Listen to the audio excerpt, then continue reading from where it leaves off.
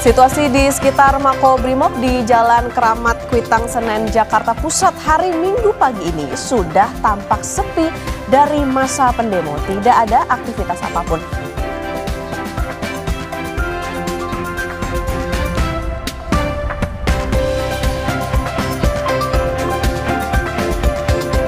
Situasi di depan Polda Metro Jaya Jakarta hari Minggu pagi ini juga sudah kondusif pasca demo yang terjadi. Meski masih lengang, sudah ada warga yang berolahraga pada Minggu pagi seperti biasa.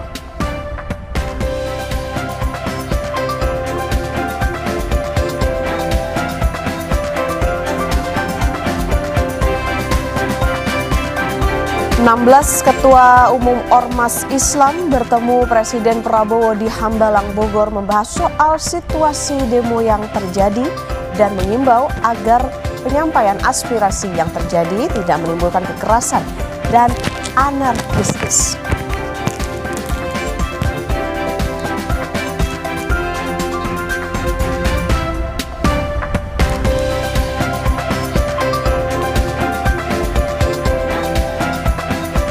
Pemprov DKI Jakarta menggratiskan tarif pelayanan Transjakarta dan MRT selama 1 pekan ke depan seiring langkah Pemprov DKI memperbaiki fasilitas Transjakarta dan MRT yang rusak akibat demonstrasi di Jakarta.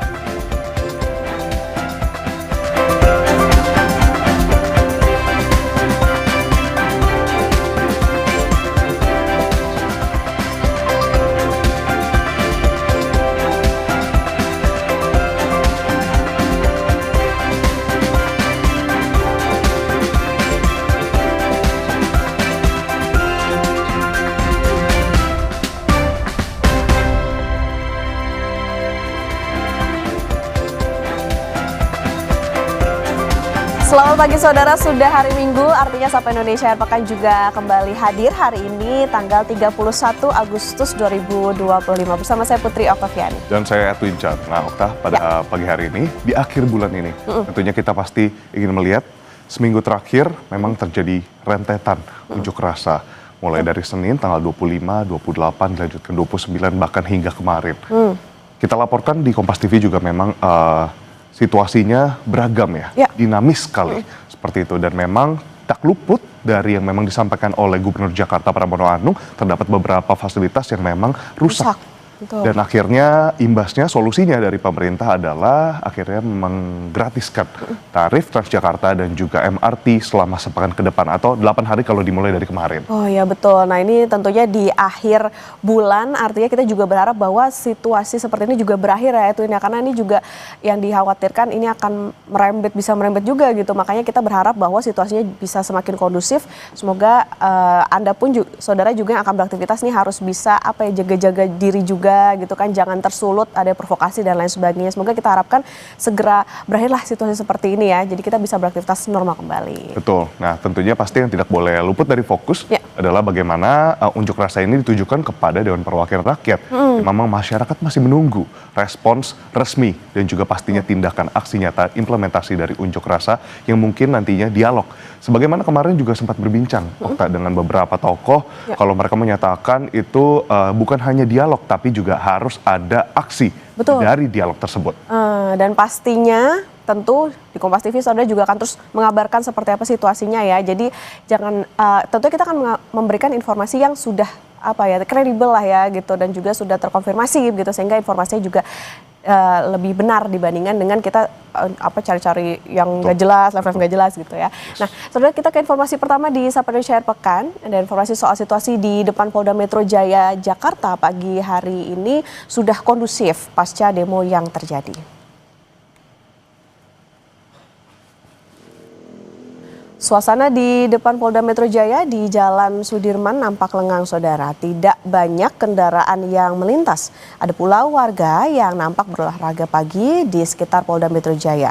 Demo massa sempat terjadi di sekitar Polda Metro Jaya dan menimbulkan kerusakan fasilitas umum.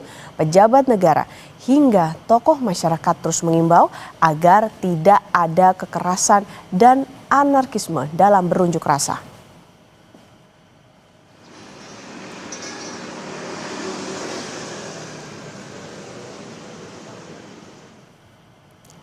Sementara di sekitar Makobrimob di Jalan Keramat Kuitang, Senen, Jakarta Pusat sudah tampak sepi dari masa pendemo. Minggu menjelang pagi hari tampak tidak ada aktivitas apapun. Jalan-jalan di sekitar Makobrimob Kuitang nampak gelap gulita. Meski sudah tidak ada aksi demo, akses jalan di area Makobrimob Kuitang belum dilalui kendaraan.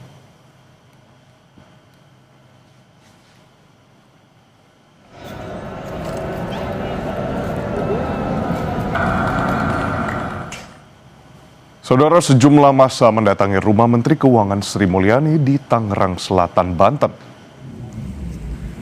Massa mendatangi rumah Sri Mulyani pada Minggu dini hari. Massa sempat bersitegang dengan sejumlah anggota TNI yang berjaga lantaran memaksa masuk. Namun, akhirnya anggota TNI yang berjaga berhasil menghalau massa.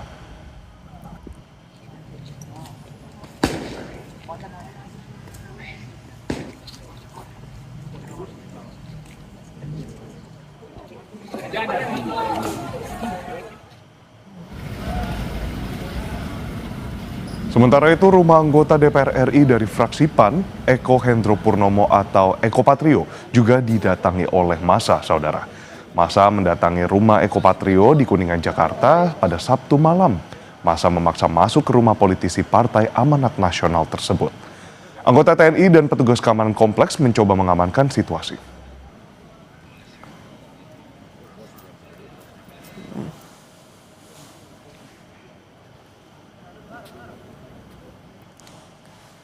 Anggota DPR RI Eko Hendro Purnomo atau Eko Patrio menyampaikan permohonan maaf sikapnya yang berujung kemarahan masyarakat.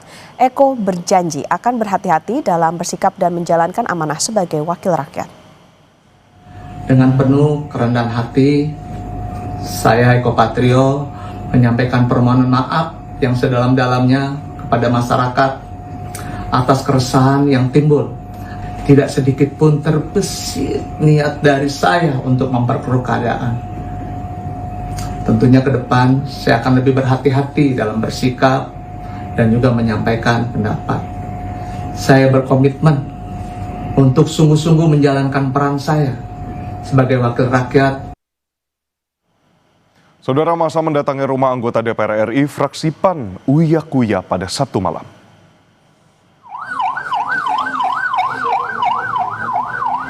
Massa mendatangi kediaman Uya Kuya di kawasan Duren Sawit, Jakarta Timur. Massa memaksa masuk walaupun sang pemilik rumah tak ada di tempat. Tak lama setelah massa datang, polisi datang mengamankan lokasi.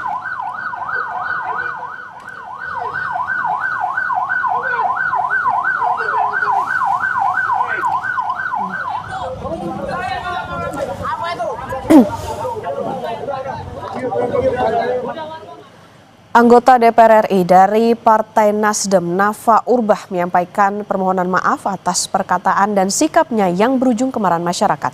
Nafa berjanji akan berhati-hati dalam bersikap dan menjalankan amanah sebagai wakil rakyat.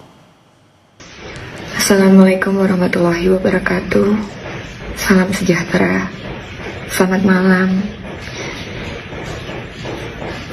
Dengan segala kerendahan hati dan hormat yang begitu besar untuk masyarakat Indonesia, saya Nafa Indria Urbah meminta maaf yang sebesar-besarnya atas setiap perkataan yang keluar dari mulut saya yang menyakiti hati masyarakat Indonesia.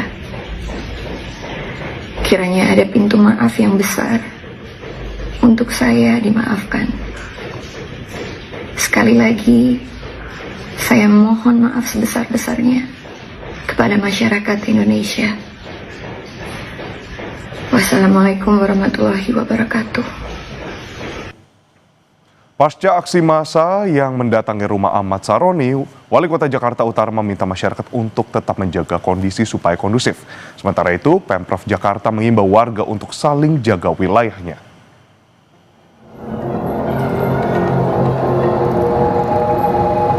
Rumah anggota DPR RI Ahmad Saroni di Tanjung Priok, Jakarta Utara didatangi massa.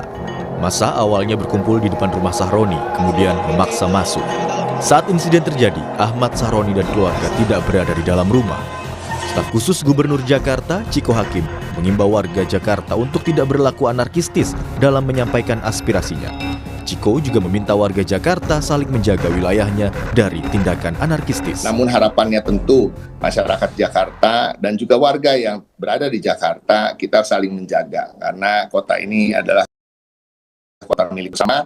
Aset-aset yang kami sebutkan tadi adalah milik bersama, bukan milik Pemprov DKI Jakarta, tapi juga milik rakyat dan semua, dan termasuk juga rumah-rumah, kediaman-kediaman pribadi dari saudara-saudara kita adalah saudara-saudara kita yang tentunya harus kita jaga bersama. Harapan kami ke depan seluruh masyarakat mau saling menjaga untuk kemudian bila memang ada rasanya aspirasi yang harus disampaikan di jalan, silahkan. Namun harapan kita untuk tidak melakukan pengurusan-pengurusan.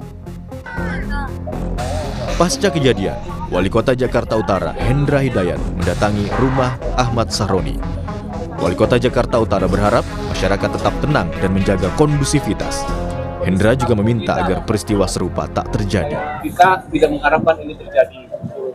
Kalaupun kemudian sekarang terjadi, mudah-mudahan warga kita yang lain itu tetap aman, kondusif, lingkungan kita secara keseluruhan Jakarta Utara ini tetap terjaga aman dan kondusif. Rumah anggota DPR RI fraksi Nasdem, Ahmad Sahroni, di kawasan Tanjung Priok, Jakarta Utara, didatangi massa pada Sabtu sore. Massa menyuarakan kekesalan mereka atas ucapan Sahroni yang kontroversial. Massa kemudian memaksa masuk ke dalam rumah. Tim Liputan, Kompas TV. Berikutnya saudara, 16 ketua umum Ormas Islam bertemu Presiden Prabowo di Hambalang, Bogor, membahas soal situasi demo yang terjadi. Dalam pertemuan yang berlangsung selama 3 jam tersebut, Ketua Umum Ormas Islam memberi sejumlah masukan pada pemerintahan Presiden Prabowo. Ketua Umum Ormas Islam juga mengimbau agar demonstrasi tidak terkontaminasi dengan hal yang dapat merusak persatuan.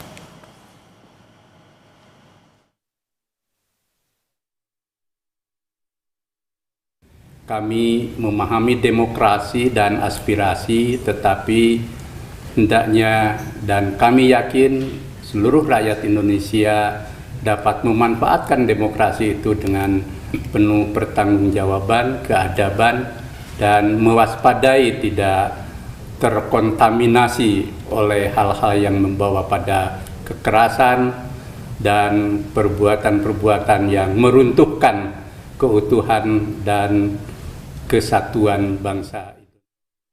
Kami berdialog dari hati ke hati, memahami secara umum tapi lengkap permasalahan bangsa yang dihadapi khususnya hari-hari ini, dan kami bersepakat untuk bersama-sama bahu-membahu berupaya untuk mengatasi keadaan, untuk mengajak kepada masyarakat supaya lebih tenang, dan insya Allah bersama-sama Presiden Prabowo Subianto di bawah pemerintahan beliau dan juga dengan dukungan dari para pemimpin umat, insya Allah bersama-sama kita bisa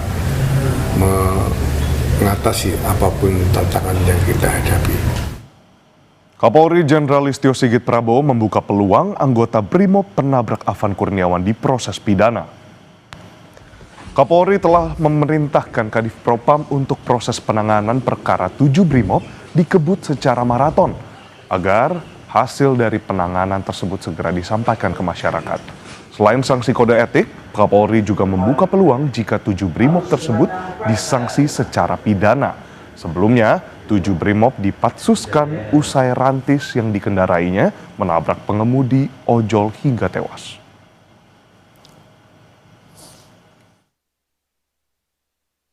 Propam sudah menyampaikan bahwa dalam waktu 1 minggu harus siap untuk melaksanakan sidang etik dan tidak menutup kemungkinan bahwa juga ada ruang apabila memang ada kesalahan yang harus kita proses secara pidana. Dan kita sudah membuka ruang untuk Kompolnas, untuk Komnas HAM, untuk bisa mengakses dan mengikuti proses yang sedang kita tangani. Usai jeda, saudara, Sapa Indonesia Pekan akan kembali dengan sejumlah informasi, diantaranya situasi di sekitar Makobrimob di Jalan Keramat Kuitang, Senen, Jakarta Pusat. Hari Minggu pagi ini sudah tampak sepi dari masa pendemo. Tidak ada aktivitas apapun.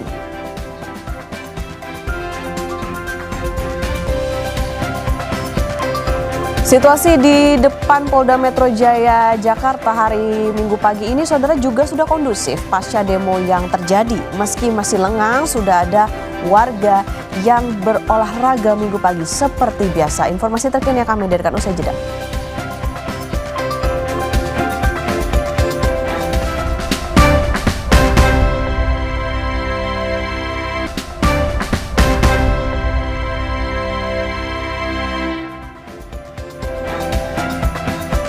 Saudara, Sapa Indonesia akhir pekan kembali hadir bersama saya Edwin Chan.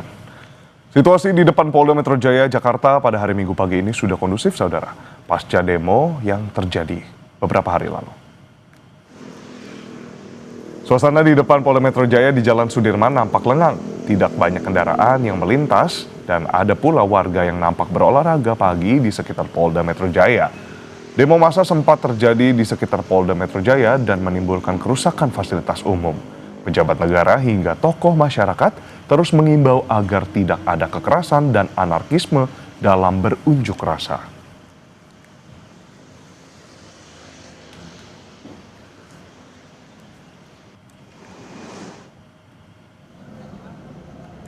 Sementara di sekitar Makobrimob di Jalan Keramat Kuitang, Senen, Jakarta Pusat sudah tampak sepi dari masa pendemo.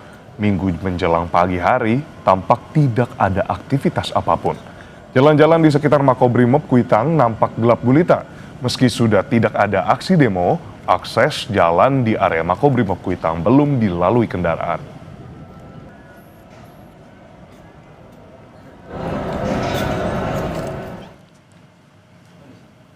Sebelumnya, saudara, pada Sabtu malam, pendemo memaksa masuk ke kawasan Makobrimob Kuitang, Senen, Jakarta Pusat. Penjagaan di kawasan Makobrimob terus diperketat dengan tambahan personal dari 3 matra TNI. Imbas aksi ini, Jalan Keramat Kuitang ditutup untuk kendaraan dan arus lalu lintas dari arah Tugu Tani menuju kawasan Senen dan sebaliknya masih dialihkan sementara.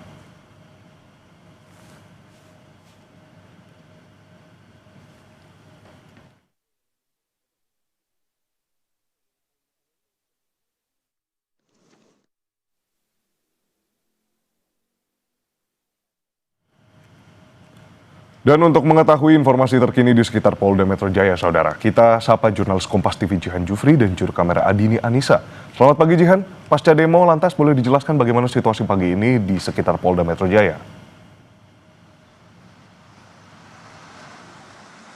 Ya, Edwin dan juga saudara, kalau berbicara terkait di tempat saya melaporkan saat ini, tepatnya di depan Mapolda Metro Jaya, memang kondisinya ini sudah cenderung membaik atau berangsur kondusif begitu ya, yang mana bisa dilihat di belakang saya ini sudah dilakukan aktivitas Car Free Day oleh masyarakat. Juru kamera saya Adini Anissa akan menunjukkan kepada Anda kondisi terkini di depan Mapolda Metro Jaya, yang mana Anda bisa menyaksikan selain adanya masyarakat yang sedang melakukan Car Free Day atau CFD, kalau kita lihat di sini, ini ada sejumlah fasilitas umum yang memang terdampak dari aksi demonstrasi oleh massa yang dilakukan sejak tanggal 28 lalu, yang mana puncaknya ini terjadi pada tanggal 29, yang mana Anda bisa saksikan salah satu halte, yakni halte Transjakarta Polda Metro Jaya, ini hangus terbakar dan memang tersisa seperti ada puing-puing yang memang masih berserakan tepat di dalam area halte.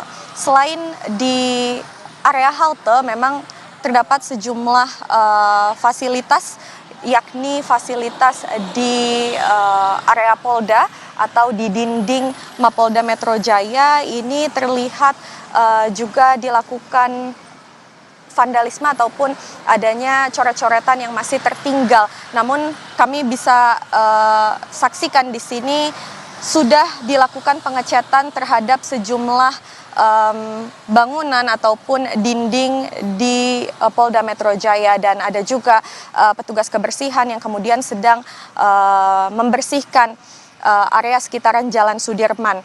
Lalu kalau kita berbicara terkait fasilitas di dalam ataupun kondisi terkini di dalam Polda Metro Jaya, memang tadi kami sempat melihat ada sejumlah petugas polisi yang memang sedang beristirahat. Selain beristirahat ini kami melihat ada juga sejumlah kendaraan taktis ataupun rantis yang sedang disiagakan oleh pihak kepolisian bila mana nantinya ini terjadi aksi demonstrasi kembali. Nah, memang untuk sampai saat ini kami belum melihat adanya polisi yang berjaga di area Jalan Sudirman, namun karena sedang dilakukannya aktivitas Car Free Day ataupun CFD, kami melihat sejumlah petugas, yakni petugas dari Dinas Perhubungan, Edwin. Jihan, lantas ini memang masih dalam suasana Car Free Day nanti sampai waktu yang memang biasanya diberhentikan Car Free Day itu pukul 9 atau 10 pagi. Lantas bagaimana dengan arus lalu lintas setelah Car Free Day? Apakah masih ada jalan ruas yang di jalan ini ditutup atau nampaknya sudah akan kembali secara normal?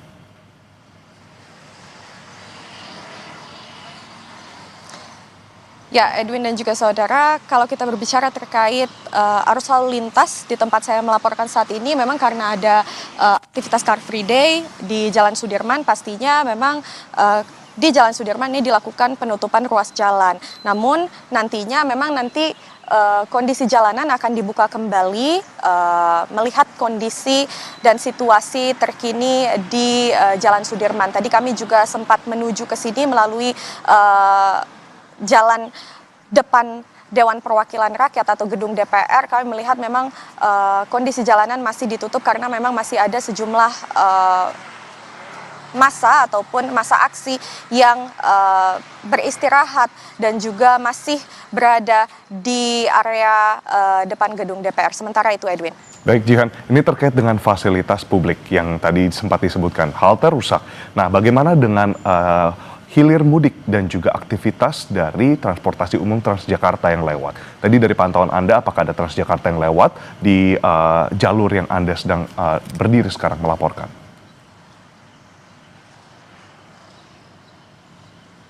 Ya, Edwin, memang sampai sekarang belum terlihat adanya Transjakarta yang melintas di area Jalan Sudirman di depan Polda Metro Jaya, dikarenakan ini juga sempat dilakukan informasi oleh pihak dari Transjakarta melalui akun sosial medianya untuk menginformasikan bahwa memang dari Transjakarta atau bus Transjakarta ini akan berhenti sementara, mengingat memang kondisi beberapa halte ini dilakukan atau ada pembakaran imbas dari aksi demonstrasi beberapa hari yang lalu.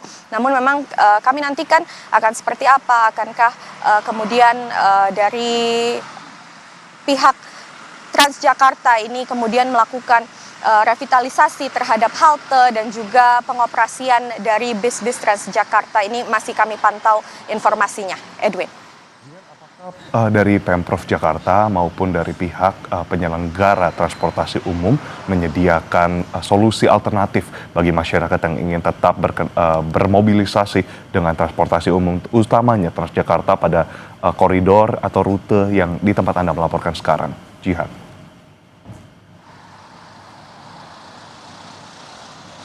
Ya, Edwin, sejauh ini memang informasi yang kami dapatkan bahwa pengoperasian dari bis Transjakarta ini dihentikan sementara.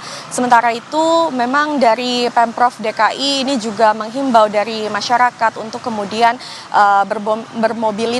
bermobilitas maksud saya ini menggunakan kendaraan pribadi bila mana diharuskan. Namun dihimbau bagi para masyarakat yang kemudian tidak memiliki kepentingan untuk tetap di rumah dikarenakan kondisi Jakarta ini masih dalam proses pembersihan atau pemulihan kembali pasca dari adanya aksi di sejumlah wilayah. seperti di DPR, lalu di Polda Metro Jaya, dan juga di titik-titik lain seperti di Polres, Polsek, dan juga adanya pos-pos polisi yang dibakar. Memang sampai saat ini informasi yang kami dapatkan dari Pemprov ini menghimbau masyarakat untuk sementara tetap berada di rumah. Edwin. Baik, terima kasih Jihan Jufri atas laporan Anda. Tadi situasi sudah kondusif, masyarakat sudah mulai kembali berolahraga sebagaimana Car Free Day pada umumnya, dan juga lalu lintas masih akan kami pantau dan akan kami update kembali kepada Anda di lapangan. Terima kasih jurnalis Kompas TV Jihan Jufri dan juru kamera Adini Anissa melaporkan langsung dari depan markas Polda Metro Jaya, Jakarta.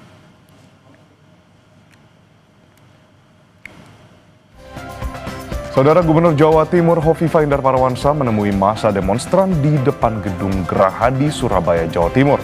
Hovifah berjanji akan kawal aspirasi masyarakat. Informasinya hadir usai jeda hanya di Sapa Indonesia Akhir Pekan.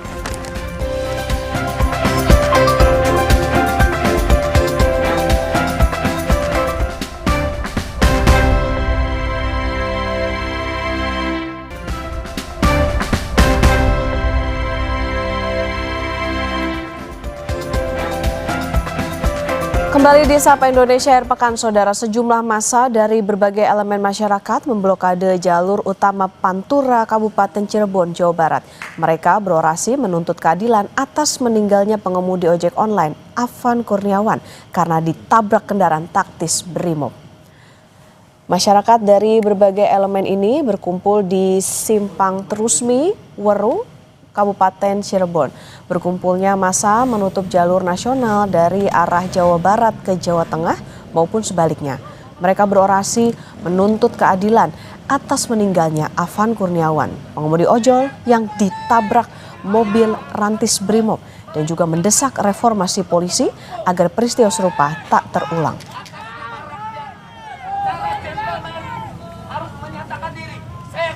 Pantura dulu Mas Mbak.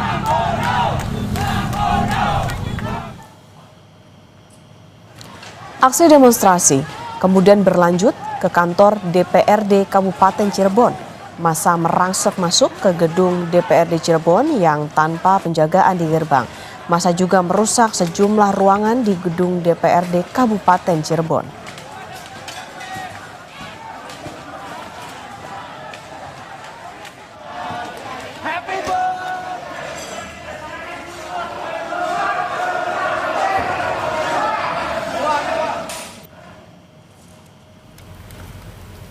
Di Bandung, Saudara, unjuk rasa di depan gedung DPRD Provinsi Jawa Barat berlangsung hingga Sabtu malam.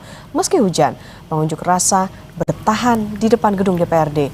Polisi memperketat pengamanan, mengantisipasi agar unjuk rasa tak diwarnai tindakan anarkistis.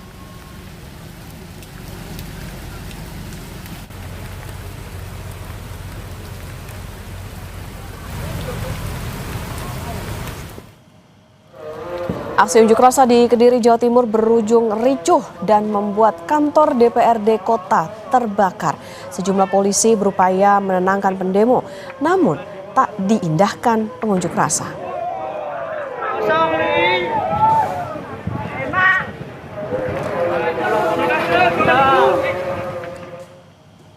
Berikutnya, Saudara, Gubernur Jawa Timur Hovifah Indar Parawansa menemui massa demonstran di depan gedung Gerahadi, Surabaya, Jawa Timur.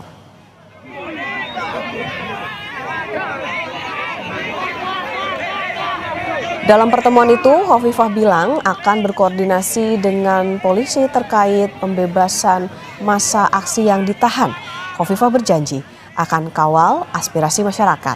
Hovifah juga berharap massa tidak menggelar unjuk rasa yang anarkistis dengan merusak fasilitas umum.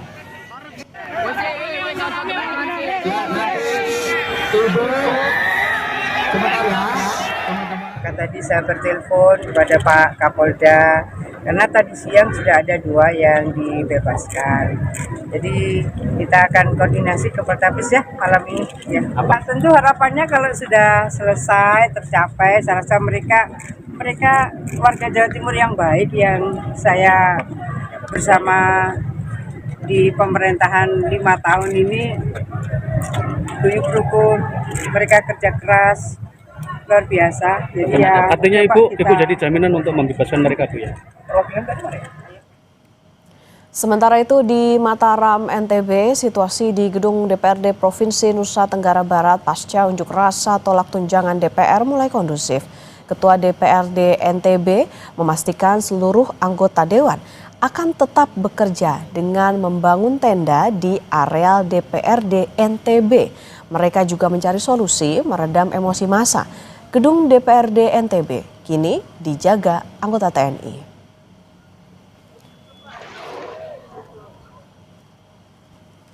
Untuk mengetahui situasi terkini di gedung DPRD Nusa Tenggara Barat pasca unjuk rasa, sudah ada jurnalis Kompas TV Fitri Rahmawati di Mataram, NTB. Selamat pagi Fitri, bagaimana kondisi terkini di gedung DPRD NTB pasca demo? Ya, Okta dan juga saudara, kondisi terkini di gedung DPRD Nusa Tenggara Barat tempat saya melaporkan hari ini cukup kondusif.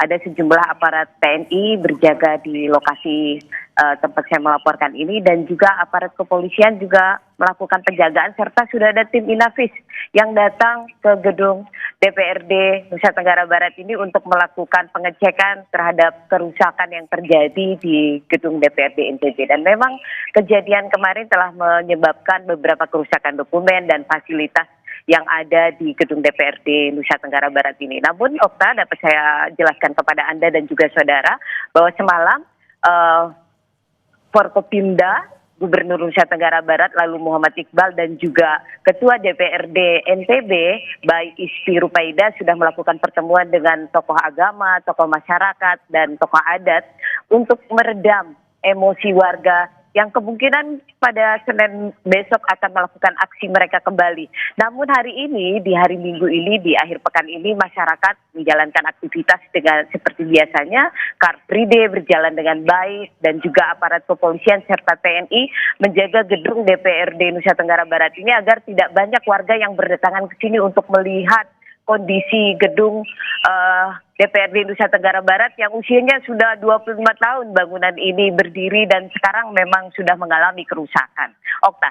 Oke, Fitri, sudah relatif kondusif dan dijaga petugas gabungan. Lantas untuk pegawai dan anggota DPRD ini akan ditempatkan di mana selama perbaikan gedung DPRD NTB? Kami mendapatkan informasi dan wawancara langsung dari Ketua DPRD Nusa Tenggara Barat, Bayi Ispi Rupaida, bahwa aktivitas yang ada di DPRD NTB akan tetap berjalan dengan membangun tenda di lokasi tempat saya berdiri ini. Kemungkinan besar tenda itu akan didirikan sebagai tempat aktivitas seluruh anggota dewan. Jadi mereka akan tetap bekerja, beraktivitas seperti biasanya, namun sekarang tidak di gedung DPRD lagi. Hanya saja mereka akan membangun tenda di lokasi ini untuk memastikan bahwa seluruh anggota dewan akan mengerjakan tugas mereka seperti biasanya. Namun masyarakat memang sampai hari ini tetap memantau kondisi di gedung DPRD NTB, kemudian mereka juga akan mengecek bagaimana tindak lanjut pasca aksi yang mereka lakukan itu dan akan mengecek apakah benar seluruh anggota dewan itu akan bekerja pada besok di lokasi ini dan apa benar memang akan dilakukan atau dibangun tenda di lokasi ini sehingga mereka bisa memastikan apa anggota DPRD Nusa Tenggara Barat tetap akan bekerja sesuai dengan apa yang menjadi tanggung jawab mereka. Dan sampai saat ini masyarakat di Nusa Tenggara Barat tetap kondusif karena mereka juga memang hanya memiliki dua tuntutan utama, yaitu membubarkan DPR dan juga adalah aksi solidaritas dan keprihatinan mereka terhadap kematian Afan Kurniawan yang ditabrak oleh mobil rantis Brimob. Demikian Okta, laporan kami. Oke, meskipun berada di tenda tapi tetap diharapkan kinerja dari anggota DPRD ini bisa efektif. Fitri, jadi bisa digambarkan apa saja kerusakan yang terjadi di sana. Kemudian tadi dari gambar yang ditampilkan, dari gambar terbaru yang ditampilkan, ini ada petugas pemadam kebakaran yang berupaya memadamkan api. Apakah memang situasinya demikian? Gambarkan kepada kami. Ya, karena memang kemarin aksi yang dilakukan masyarakat tidak bisa diredam, kemudian api memang membakar semua yang ada di gedung DPRD atau gedung utama di belakang saya ini, dan hampir semua bangunannya ludes mengalami kerusakan. Dan hanya saja memang pemadam kebakaran melakukan aktivitas mereka setelah masa kemudian membubarkan diri sehingga agar tidak memicu kemarahan kembali. Dan yang paling utama dari apa yang dilakukan oleh damkar atau pemadam kebakaran adalah untuk menjaga agar api tidak menyebar ke rumah-rumah warga yang berada di belakang dari gedung DPRD Nusa Tenggara Barat ini. Dan selain dari damkar juga dilakukan pihak Dinas Lingkungan Hidup melakukan upaya pembersihan di jalan raya yang ada di Jalan Udayana ini karena banyak sekali pecahan beling dan juga paku-paku yang bisa membahayakan masyarakat yang akan beraktivitas di lokasi ini karena hari ini memang ada Car Free Day sehingga itu adalah tugas pemerintah untuk melakukan upaya pembersihan di jalur yang merupakan tempat aktivitas masyarakat di akhir pekan di jalur Jalan Udayana di lokasi gedung DPRD Nusa Tenggara Barat ini. Okta. Baik, terima kasih atas laporan lengkap Anda. Jurnalis Kompas TV Fitri Rahmawati melaporkan dari Mataram, Nusa Tenggara Barat. Selamat bertugas kembali, jaga keselamatan Anda. Saudara, sejumlah orang tewas saat demo yang berlangsung di Makassar, Sulawesi Selatan dan Jakarta. Ricuh demo di gedung DPRD Makassar mengakibatkan 3 orang tewas. Sementara di Jakarta, 1 orang tewas. Afan Kurniawan, pengemudi ojek online yang tertabrak rantis Brimob.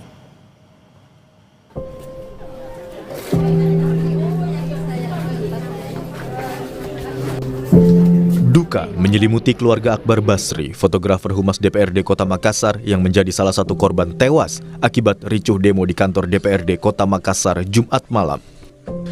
Sejumlah kerabat, rekan hingga anggota dewan ikut mengiringi jenazah korban ke pemakaman. Kakak korban berharap tidak ada Akbar Basri lain yang menjadi korban aksi demonstrasi yang anarkistis. Kami dari pihak keluarga betul-betul sudah mengikhlaskan atas apa yang terjadi pada Rinda kami. Dan untuk kedepannya buat teman-teman mahasiswa atau ke masyarakat yang ikut berdemo, mohon kiranya tidak sampai anarkis seperti kayak gini. Satu korban tewas lainnya di Makassar, Syaiful Akbar, dimakamkan di tempat pemakaman umum Suru Tanga, Kota Palopo, Sabtu petang. Almarhum meninggal terjebak di lantai 4 gedung DPRD Kota Makassar. Almarhum menjabat sebagai Kepala Seksi Kesejahteraan Rakyat Kecamatan Ujung Tanah, Kota Makassar. Ia hadir di kantor DPRD Makassar mewakili camat dalam rapat paripurna APBD Perubahan 2025. Pasca demo, Pangdam 14 Hasanuddin Maijen TNI Windiatno memastikan Kota Makassar dan sekitarnya telah kembali kondusif. Aktivitas masyarakat kembali normal dan pembersihan sisa-sisa kericuhan sudah dilakukan.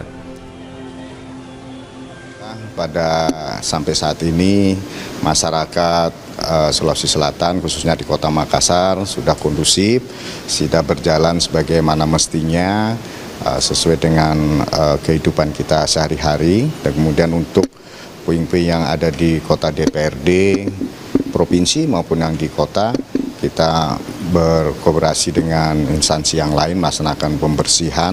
Kemudian anggota kami sendiri yang ya kemarin kena batu, ya, termasuk Bapak Kasdam saya pun kena batu. Itu yang luka ada sekitar 4 orang. Sudah ada 10 masyarakat yang sedang dirawat. Yang meninggal 3 orang. Yang 1 orang dikatakan meninggal itu 4 orang ternyata masih hidup. Aksi unjuk rasa terjadi di gedung DPRD Kota Makassar. Kericuhan sempat pecah saat unjuk rasa Jumat malam. 3 orang meninggal dalam tragedi ini. 3 korban meninggal di Makassar, menambah korban tewas sepanjang aksi demo yang berlangsung sejak 28 Agustus. Afan Kurniawan, pengemudi ojek online yang sedang mengantarkan pesanan makanan, tewas ditabrak kendaraan taktis Brimob. Presiden Prabowo melayat ke kediaman almarhum Afan dan berjanji menanggung kehidupan keluarga Afan. Unjuk rasa jadi hak warga untuk menyampaikan aspirasinya dan diatur undang-undang. Sementara aparat bertugas mengamankan unjuk rasa juga dengan aturan yang sudah ditentukan. Sebaiknya penyampaian aspirasi berlangsung dengan damai dan dikawal aparat dengan simpatik. Jangan lagi ada korban. Tim Liputan, Kompas TV. Pemprov DKI Jakarta menggratiskan tarif layanan Transjakarta dan MRT selama 1 pekan ke depan seiring langkah Pemprov DKI memperbaiki fasilitas Transjakarta dan MRT yang rusak akibat demonstrasi di Jakarta. Informasinya usai jeda.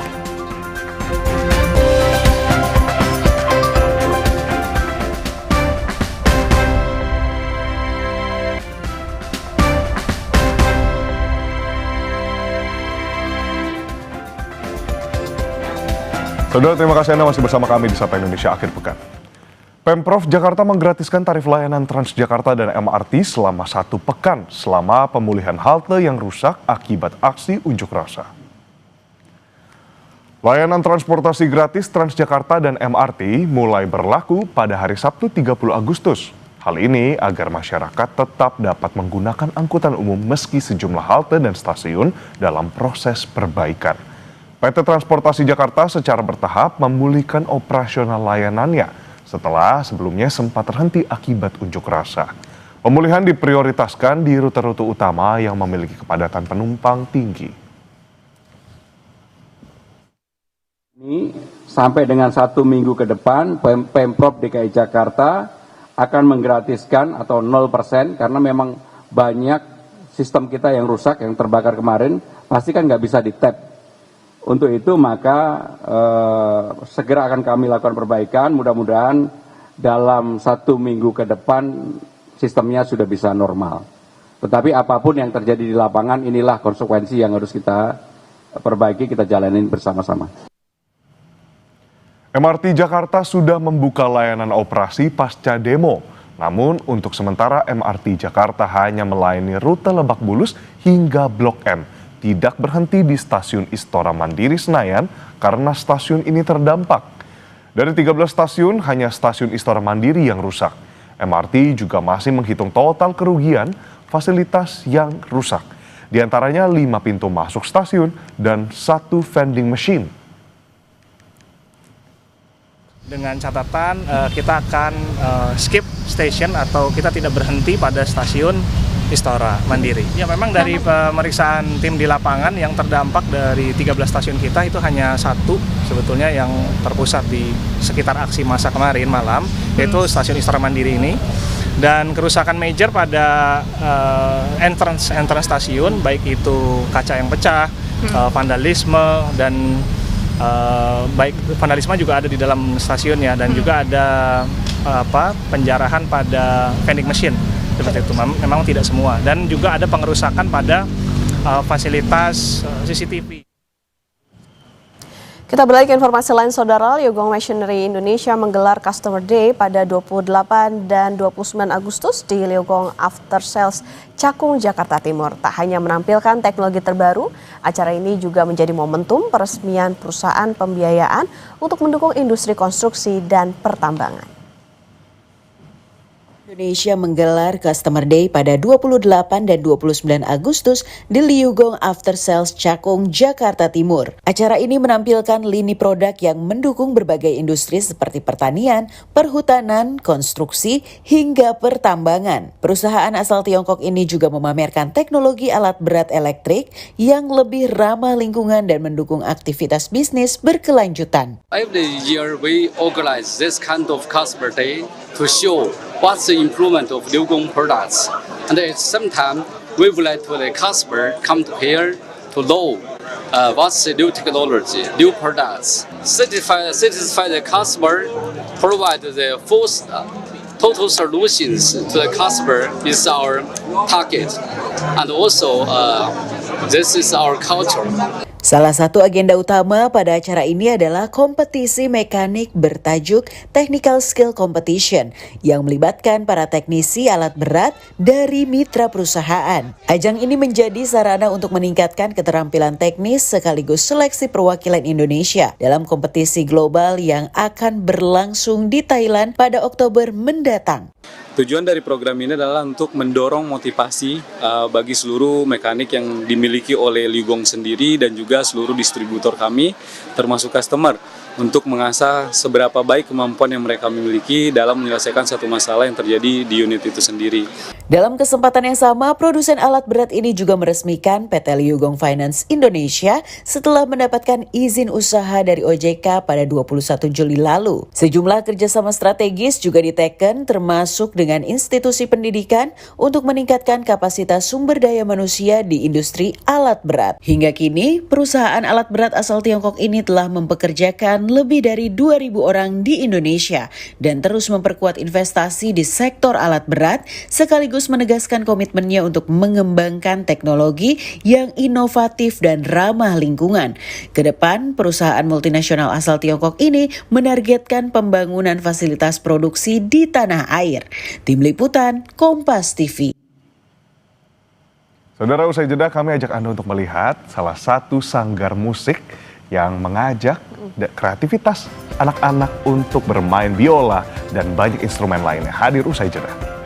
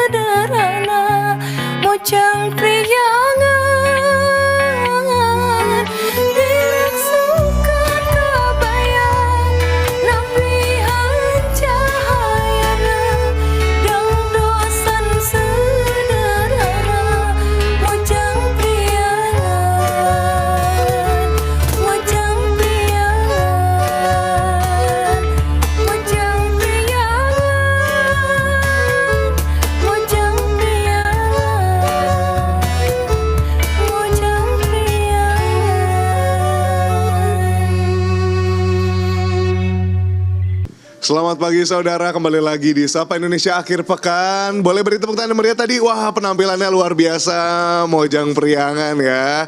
Nah, di sini sudah bersama dengan kami pastinya penampil yang hebat tadi dari Sanggar Ale. Lengkapnya apa, Mas? Sanggar Rumah Ale. Sanggar Rumah Ale. Nah, ini kira-kira kenapa nih namanya Sanggar Rumah Ale? Lalu juga kayaknya tadi kayak lagi tampil di teras rumah, Mas, karena hangat sekali vibe-nya. Nah, tapi sebelumnya mungkin kita di sini ingin memperkenalkan dulu. Di sini sudah ada Mas Ilham dan Mas Jihad, betul ya? Mas Ilham, boleh dong perkenalan, lalu sekalian mungkin memperkenalkan Sanggar Rumah Ale ini apa? Silakan, Mas. Baik, terima kasih Mas Edwin. Selamat pagi para pemirsa Sapa Pagi Indonesia, Kompas TV. Perkenalkan, saya Ilham. Saya dari Karawang, Sampurasun semuanya. Sanggar Rumah Ale itu sanggar yang saya dirikan di teras rumah saya sebenarnya itu ya. Ale itu anak saya.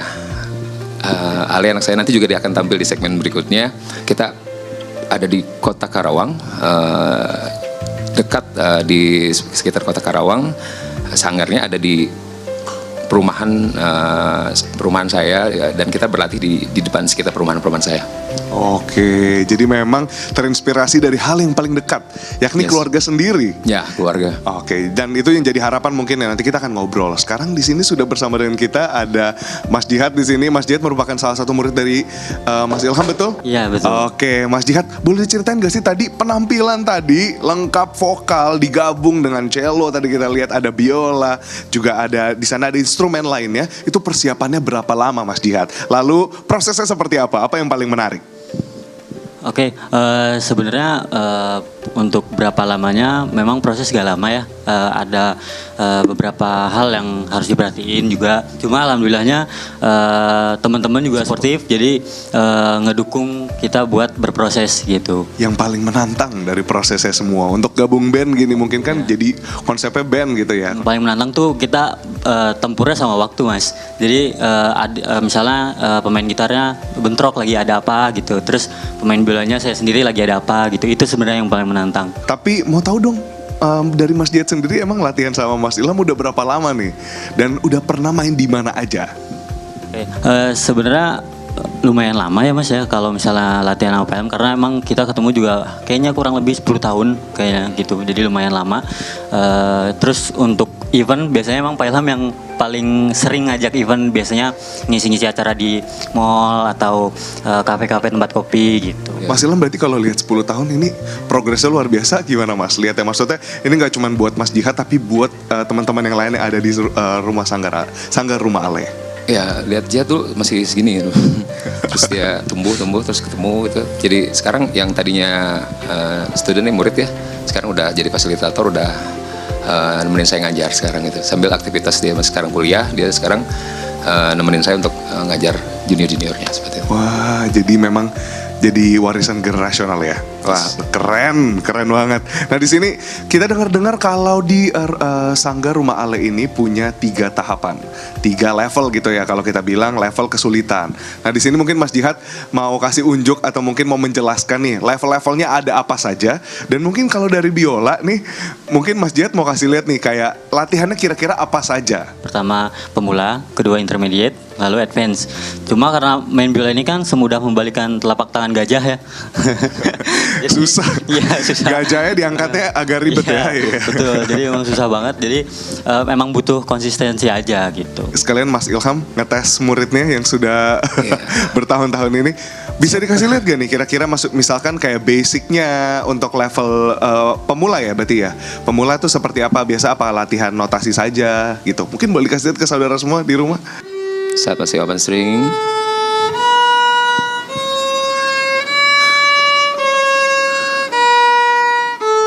Berarti ini notasi untuk pelajaran beginner ya Mas ya? Iya, karena di Rumah Ale itu kita punya motivasi ya, mulailah dengan nada yang mudah dan sederhana. Dan dia juga dulunya nggak langsung mau. Ada BT-nya namanya anak, ada bermacam-macam ya kayak dunia. Tapi lambat laun kita kenal, baru saya masuk di situ. Boleh ke tahap kedua? Boleh ke tahap kedua. Tahap kedua silakan. Nanti sudah belajar menggabungkan beberapa not tadi menjadi sebuah lagu. Kita masuk ke tahap berikutnya, saudara. Bisa.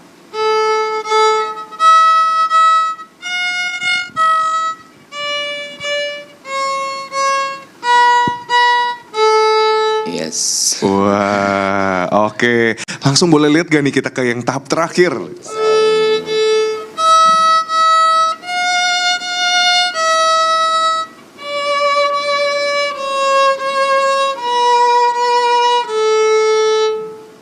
Wah, oke. Ini untuk biola. Nah, tapi tadi kita lihat banyak instrumen, Mas Ilham, Mas Jihad gitu ya.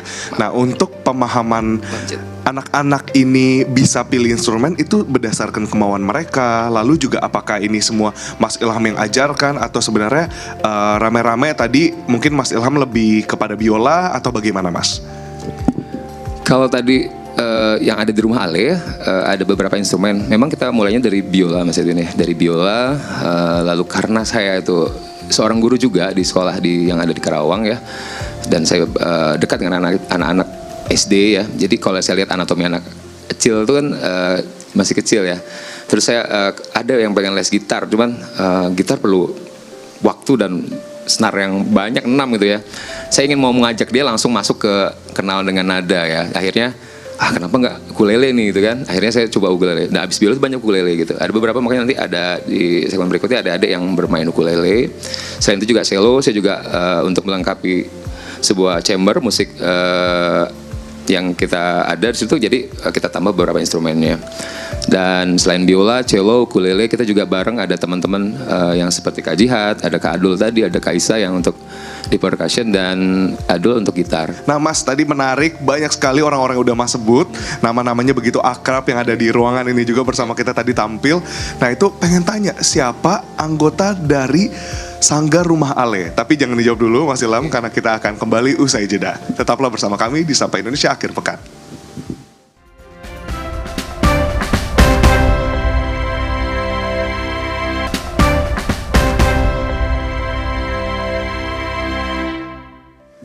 Halo saudara, kembali lagi di Sapa Indonesia Akhir Pekan. Terima kasih masih bersama kami dan tentunya bersama dengan Sanggar Rumah Ale. Hai, yang ada di sini. Ini kamu dada-dada kecil ya. Nah, sekarang aku mau absen nih satu-satu. Sudah bersama dengan kita Mas Ilham, nih murid-muridnya dari Sanggar Rumah Ale. Mungkin boleh satu persatu, dimulai dari yang sebelah kanan dulu. Dari yang pegang ukulele biru ini namanya siapa dan umur berapa? Halo, namaku Kiano, umurku 7. 7 tahun. Halo Kiano, lanjut silakan. Halo semuanya, nama aku Ataya, umur aku 13 tahun. Oke, Ataya ya. Dan terakhir, ada siapa nih di ujung? Halo, nama aku Kika, aku 10 tahun. Oke, Kika, Ataya, Kiano.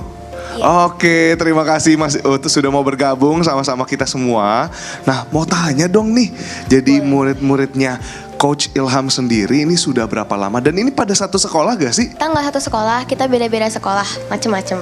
Oke, sudah berapa lama latihan di Sanggar dan kenapa tertarik pertama kali kalau untuk Ataya? Aku dari kelas 3, aku udah 5 tahun di Rumah Ale. Aku tertarik karena mungkin aku suka musik gitu, jadi katanya seru aja gitu. Bermulanya berarti dari musik ya? Iya. Dari kecil suka dengerin musik gitu? Suka.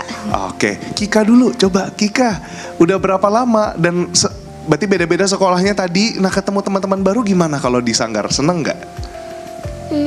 Seneng. Udah berapa lama latihannya Kika? Aku udah 3 tahun. 3 tahun. Oke, kalau Kiano? Udah 1 bulan. 1 bulan, berarti ini anggota baru ya, paling baru Mas.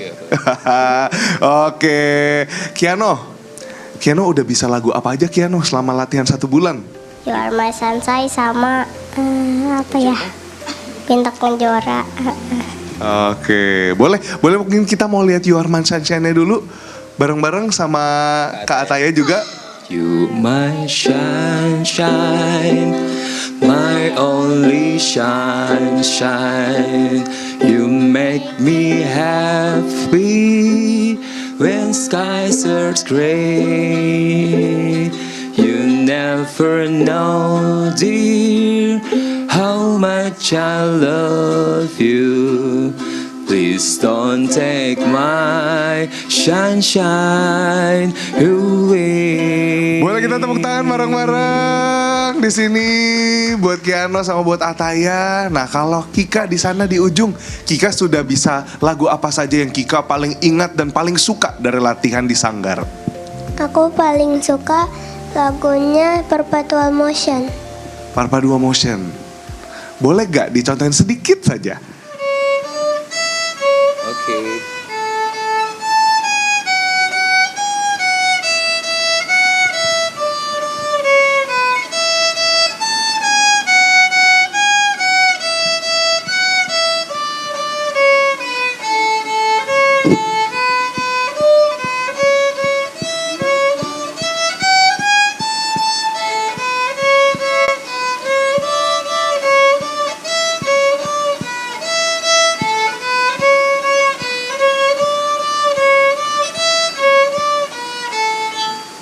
Tepuk tangan sekali lagi. Terima kasih banyak Kika.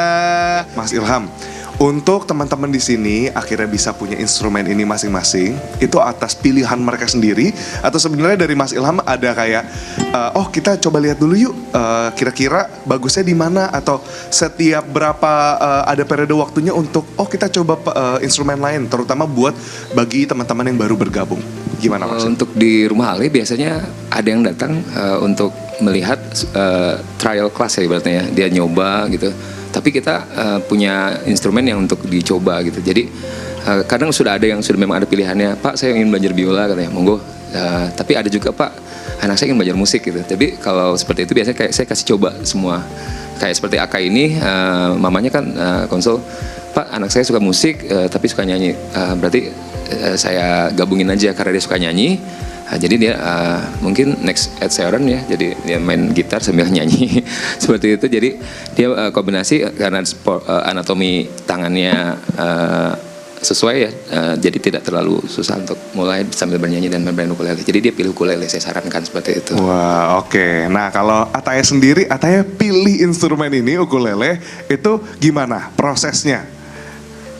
Prosesnya tuh lumayan panjang, dari belajar terus sampai benar-benar bisa. Dan kenapa aku milih ukulele, karena dia kecil, unik, terus gampang dibawa kemana-mana gitu. Bisa juga dibawa ke sekolah, bisa dibawa ke pokoknya banyak acara-acara juga ya. Betul. Di keluarga sering disuruh main nggak?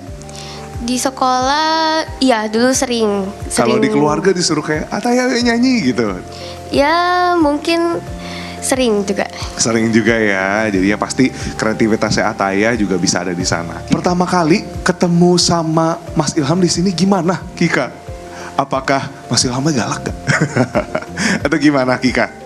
Pak Ilhamnya baik, pertamanya aku nggak bisa, tapi akhirnya aku bisa. Yeay, kalau untuk Ataya gimana? Kalau ngelihat Mas Ilham dan coach-coach lainnya, pengajar lainnya. Kiano gimana kalau ngelihat pertama kali untuk Pak Ilham? Ya seru sih. Seru ya, Kiano ya. Buat teman-teman di sini di luar juga yang kira-kira mau bergabung bersama di Sanggar Rumah Ale itu bagaimana caranya? Silakan Mas Ilham.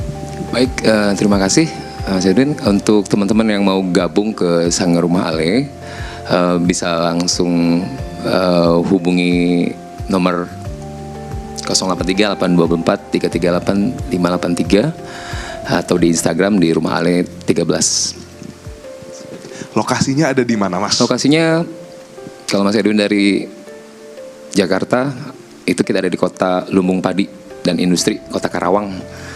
Persis seberang kampus Singapura Bangsa, Kota Karawang, Unsika. Oke, berarti ada di Karawang ya. Kalau untuk medsos Mas, mungkin kalau sekarang kan anak-anak cepetnya tuh langsung lihatnya medsos. Ada medsosnya gak? Ada di Instagram di Rumah Ale 13. Rumah Ale 13, ya. Oke. Nah, ini kita mau mendengarkan performance-nya ya. Kayaknya berikutnya ada performance dari anak-anak semuanya yang udah hadir pada hari ini. Nah kalau gitu tanpa berlama-lama, saudara kita dengarkan performance yang pastinya spesial di sini bersama teman-teman semua dari Sanggar Rumah Ale.